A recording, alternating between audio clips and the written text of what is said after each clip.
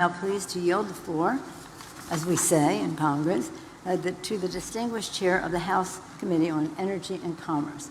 They say of that committee, if the sun shines on it or not, whatever it is the purview of the Energy and Commerce Committee. Mr. Chairman, you can do there. Thank you. I guess it's on.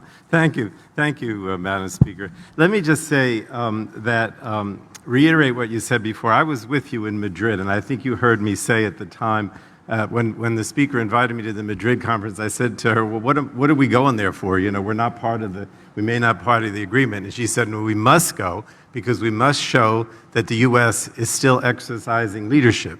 And when we went, it was clear. I remember meeting with the Secretary General, and he specifically said, look, you need to be here because if the U.S. doesn't take the lead, then this will fall apart. And so that's why I think that being here and reaffirming the United States' commitment to a stronger, cleaner future is so important. And the backbone of that commitment, as the Speaker said, is the Build Back Better Act, which is this largest investment in emissions reduction and climate mitigation in our nation's history.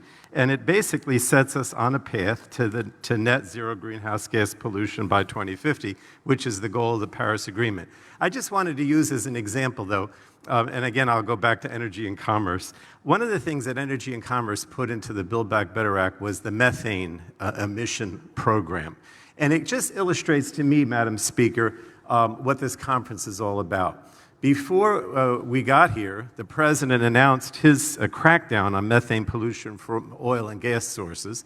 Then just before we arrived, the global methane pledge was put out. And of course, we have this whole methane emission program in our Build Back Better Act. So that just shows me why this is so important. The U.S. takes the lead with our president. The Congress puts this in the Build Back Better Act to take it even further. And now we see all the other countries in the world taking this methane pledge. So that's why we can do things with U.S. leadership and why the international can join with us to actually accomplish something.